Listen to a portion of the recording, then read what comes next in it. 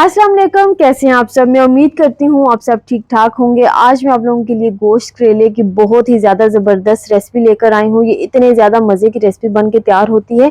हर किसी के घर में गोश्त करेले की रेसिपी तैयार होती होगी, लेकिन आप यकीन जाने इस रेसिपी के साथ गोश्त करेले ज़रूर ट्राई करें। एक दफ़ा आप इस रेसिपी के फ़ैन हो जाएंगे। ये इतने ज़्यादा मज़े के गोश्त करेले बन के तैयार होते हैं। तो जल्दी से करते हैं अपनी रेसिपी को स्टार्ट।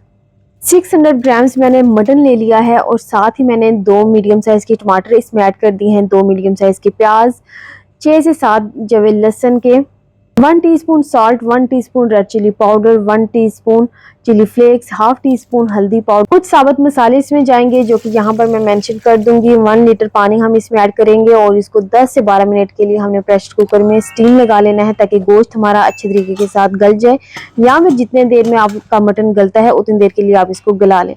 साथ ही मैंने करेलों को कट करके इनको अच्छी तरह से क्लीन करके वॉश कर लिया हुआ है। और यहाँ पर आप इसको देख सकते हैं कि मैंने इतना मोटा इसको कट किया है, बहुत ज़्यादा मोटा या बहुत बारीक हमने इसको कट नहीं करना। नमक लगा कर मैंने इसको हाफ एन आवर के लिए छोड़ दिया था और फिर अच्छी तरह से मैंने इसको वॉश कर लिया था। ऑयल हम कढ़ाई में ऐड कर देंगे और आप देखें कि यहाँ पर मैंने आप लोगों को एक टिप देती हूँ कि जब आपने करेले फ्राई करने हैं ना, तो आपने ठंडे ऑयल में करेले ऐड करके इनको फ्राई करना है। भिंडी जब हम बनाएंगे ना, तो उसको हमने सही गर्म किए हुए ऑयल में ऐड करना है, बट करेलों को हमने ठंडे ऑयल में ऐड करना है। मैं करेलों को इस तरह से फ्राई करती हूँ ठंडे ऑयल में ऐड करके। हर किसी का अपना अपना तरीका होता है, लेकिन ठंडे ऑयल में करेले फ्राई करने से ना, ये एक तो इनकी लुक बहुत अच्छी आती है। समटाइम्स हम करेलों को बहुत ज़्यादा जो है ना वो ओवर फ्राई कर लेते हैं, जिसकी वजह से वो बहुत ज़्यादा जो है ना वो अकड़ जाते हैं, कड़क हो जाते हैं, इसलिए हमने इनको ओवर फ्राई नहीं करना। तो मैं आगे चलकर आपको बताती हूँ कि इनका कलर कितना हमें रखना है। मटन मेरा स्टीम हो चुका था। यहाँ पर आप देख सकते हैं जो इसमें सारा पानी है ना, इसको हमने ड्राई कर लेना है। और जो साबुत मसाले हमने ऐड किए थे वो भी हम निकाल लेंगे। टमाटरों के छिलके भी हमने उतार लेने हैं। और ये सारा काम जो है ना वो मैं करके तो आपको दोबारा से मटन दिखाती हूँ।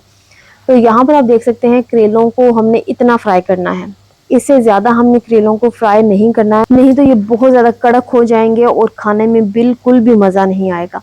तो यहाँ पर इस स्टेज पर जब हम ये करेले निकालेंगे ना, तो आप यकीन करें जब हम खाएंगे ना तो ये करेले बहुत ज़्यादा जूसी लगेंगे। अच्छा, करेलों को ना हल्का सा कड़वा होना ही चाहिए, उसी में खाने में जो है ना वो मज़ा आता है।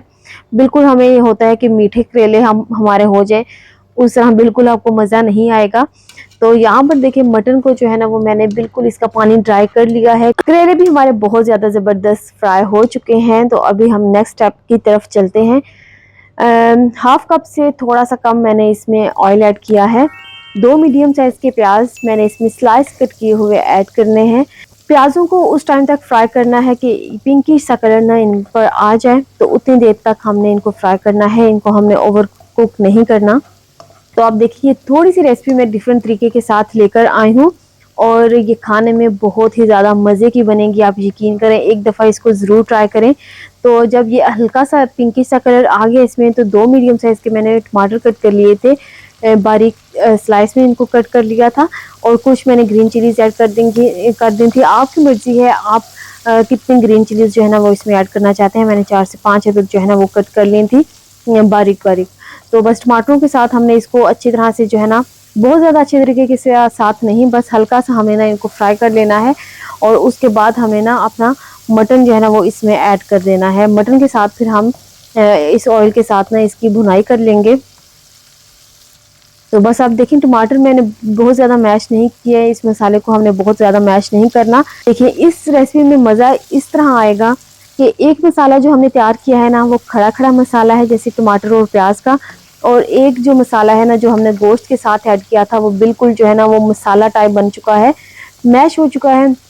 तो जब ये दोनों मसाले मिक्स होकर हम ऐड करेंगे ना करेलों में, तो आप यकीन जाने ये बहुत ही ज़्यादा मज़े का और जूसी किस्म का फ्लेवर निकल कर आएगा। हाफ टी स्पून धनिया पाउडर, हाफ टी स्पून जीरा पाउडर, 1 टीस्पून गरम मसाला पाउडर, 1 टीस्पून कसूरी मेथी, ये मसाले हमने इस स्टेज पर इसमें ऐड कर देने हैं। थोड़ा सा मैंने हरा धनिया ऐड कर दिया है। और मटन को ना हमने इस स्टेज पर अच्छी तरह से भून लेना है।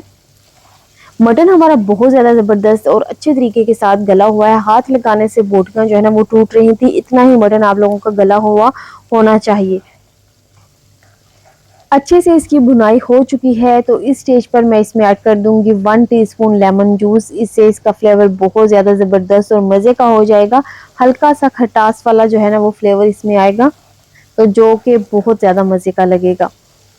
बकरा ईद पर तो बहुत ही कम घरों में करेले गोश्त तैयार होता होगा, बट आप लोग इसको ईद के बाद ज़रूर ट्राई करें।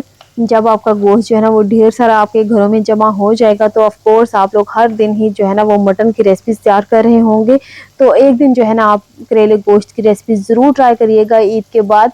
तो यहाँ पर मैंने अभी करेले ऐड कर दिए हैं, तो करेले ऐड करके हमने इसको अच्छी तरह से मिक्स कर देना है। शायद मैंने पहले मेंशन नहीं किया कि मैंने कितने करेले जो है ना वो लिए थे। मैंने 600 ग्राम्स जो है ना वो करेले लिए थे और 600 ग्राम्स ही मेरे पास मटन था। तो यहाँ पर देखिए कितनी अच्छी ज़बरदस्त किस्म की मिक्सिंग हो चुकी है। ज़बरदस्त किस्म के गोश्त करेले की रेसिपी तैयार हो चुकी है, ज़रूर ट्राई करनी है आप लोगों ने।